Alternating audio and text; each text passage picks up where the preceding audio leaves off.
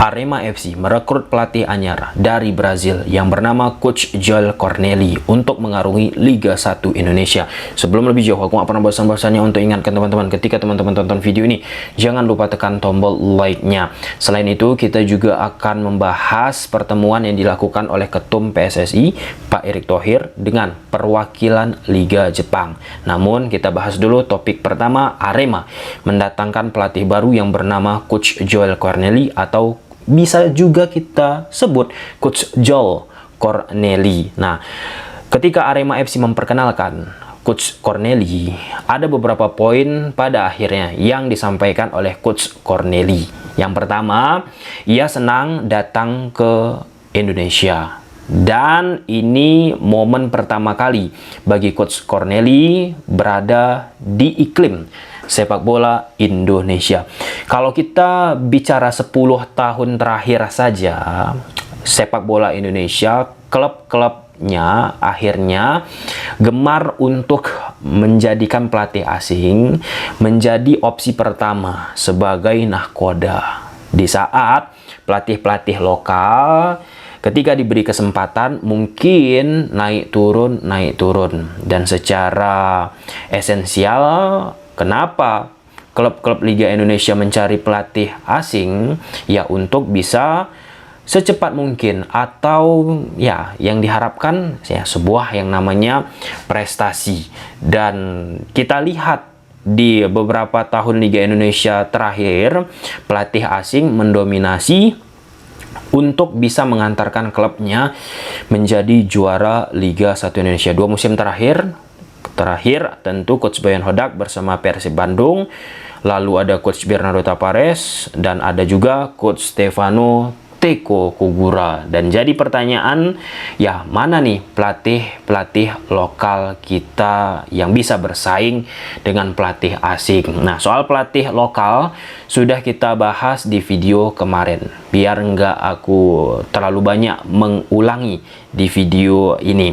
Kemudian poin kedua disampaikan oleh Coach Cornelli, ini merupakan tanggung jawab besar. Jelas teman-teman, Arema FC dengan segala pro kontra ataupun kritikan yang ditujukan kepada klub tersebut, tetap Arema FC merupakan klub besar, itu diaminkan oleh Coach Cornelli, dan memiliki supporter besar. Dengan situasi tersebut, tentu ekspektasi harapan dari pecinta Arema FC bagaimana Arema FC ini bisa memberikan hasil positif. Untuk memberikan hasil positif, tentu manajemen pun nggak boleh asal-asalan dalam memilih pelatih. Dan ya, akhirnya ditunjuk Coach Cornelli. Menurut aku, kalau kita bicara secara formalitas, ya sudah dipikirkan, sudah dilihat pastinya oleh manajemen Arema FC. Apakah ini merupakan pilihan kesekian? Nah, itu biarkan manajemen Arema FC untuk menjawabnya. Kemudian yang ketiga, pada sesi preskon berulang kali ya aku lihat Coach Cornelli ini menekankan dia merupakan asisten atau mantan asisten dari pelatih Brazil, Tite, teman-teman. Dan ia ingin menciptakan harmonisasi kekeluargaan di klub yang ia latih, dalam konteks ini Arema FC. Dan dengan situasi menciptakan kekeluargaan yang diharapkannya bisa menghasilkan performa yang bagus. Ini jawabannya formalitas, teman-teman. Ya, hampir semua klub-klub ketika merekrut pelatihnya, salah satu poin yang mereka tekankan ya seperti itu, bagaimana membuat suasana nyaman dan seterusnya. Kemudian yang keempat, dari sisi track record, profiling lah ya, pelatih ini teman-teman, ia merupakan mantan pemain sepak bola juga. Nah, sejak usia 27, ia sudah mulai mencoba belajar menjadi seorang pelatih. Nah, ini merupakan hal yang bukan istimewa juga aku menyebutkannya di sepak bola sekarang, teman-teman. Pemain-pemain sepak bola yang tidak oke performanya, yang tidak bagus permainannya, teman-teman, atau ia merasa akan sulit bersaing di level elit, pesepak bola sekarang pun sekaligus untuk bisa mengambil license. Dalam konteks ini, itu yang dilakukan oleh Coach Corneli pada usia 27 tahun, ia juga mengambil sekalian license kepelatihan. Dan dari sisi profiling kepelatihannya pun ia bergelut di sepak bola Brazil, banyak pengalamannya.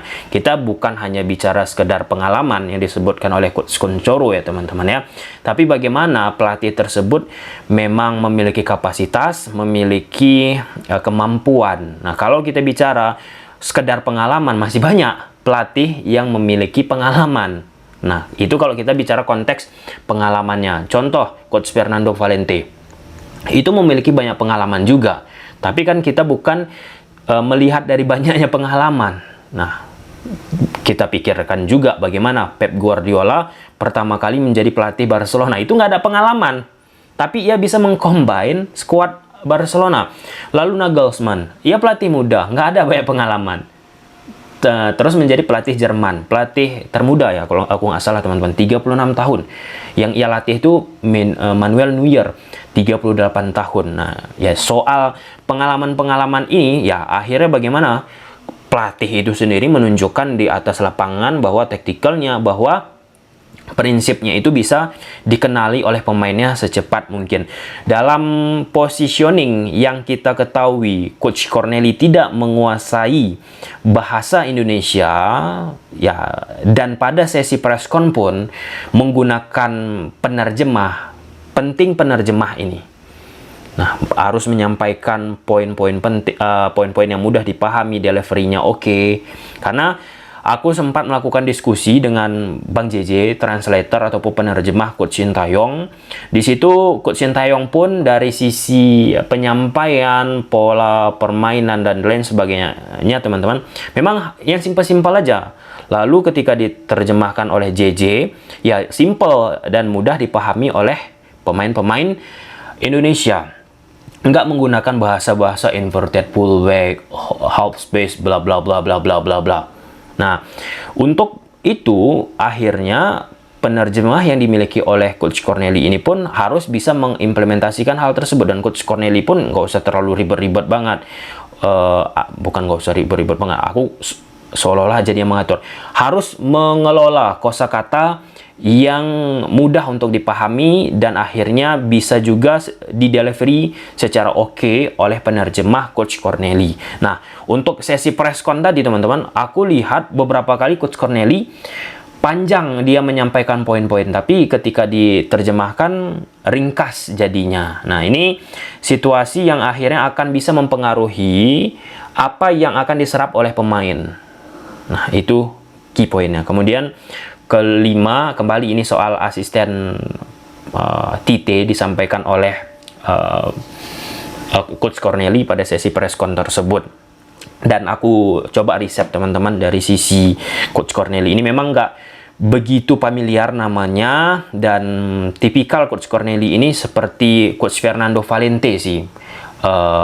Ketika aku riset ya teman-teman, tipikal maksudnya seperti apa Bang Tom?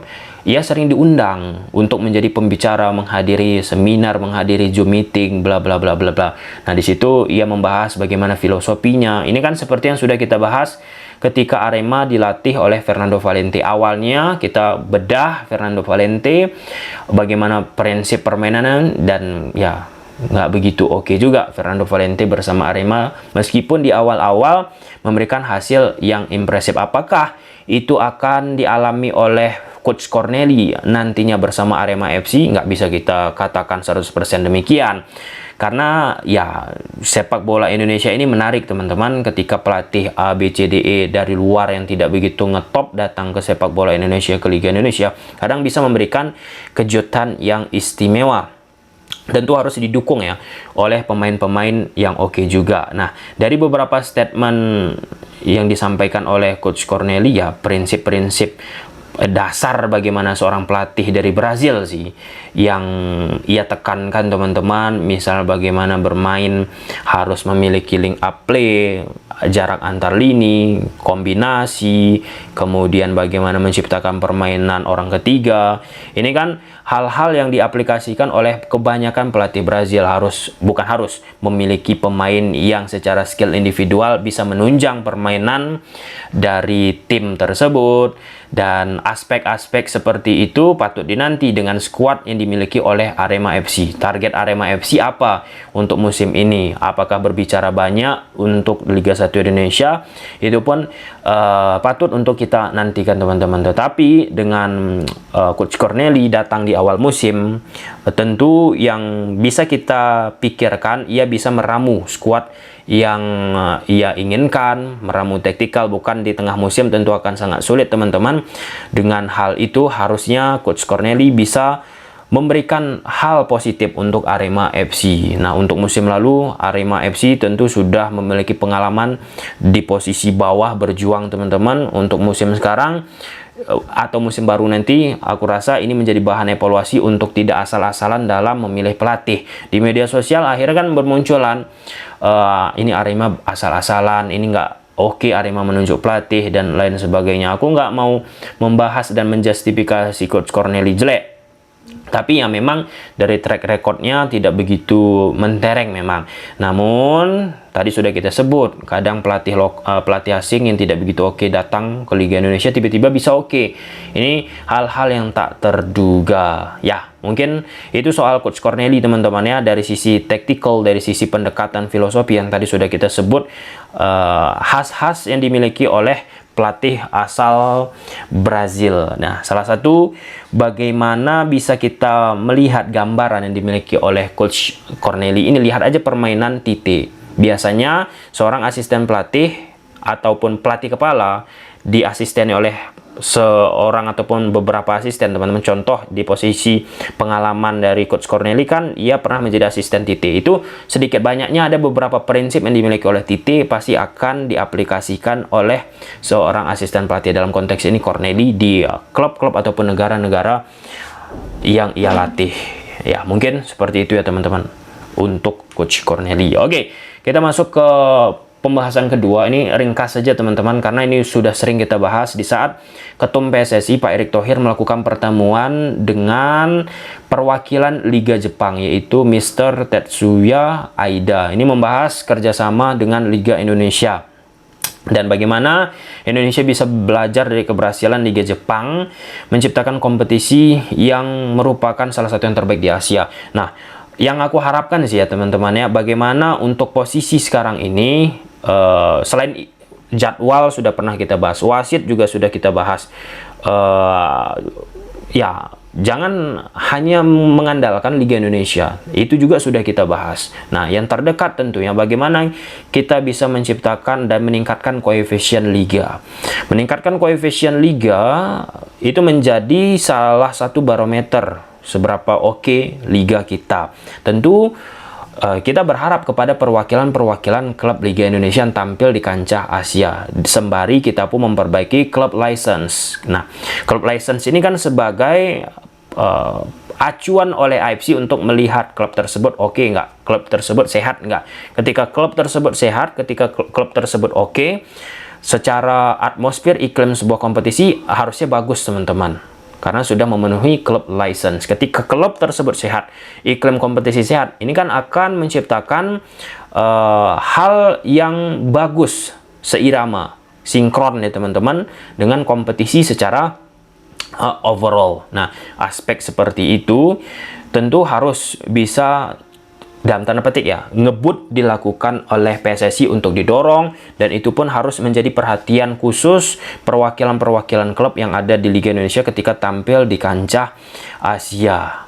Nah, ini bukan hanya kita bisa mengandalkan ketum PSSI, tetapi kita bisa harus bersinergi juga melakukan kolaborasi dengan klub-klub yang ada di Liga Indonesia. Untuk musim depan ada Persib Madura. Nah, ini Persib Madura ini harus memang benar-benar bisa menciptakan sesuatu yang oke ketika mereka mendapatkan kesempatan bermain di ACL 2 untuk Persib, dan Madura United di kasta ketiga dari turnamen yang dimiliki oleh AFC. Nah, dengan target yang dimiliki oleh Pak Erick Thohir menciptakan value 2 triliun untuk Liga Indonesia, perlu waktu teman-teman. Ya, ini kan rujukan terhadap Liga Jepang. Liga Jepang pun mendapatkan value 2T itu kan nggak mudah, nggak seperti membalikkan telapak tangan. Nah, bagaimana caranya?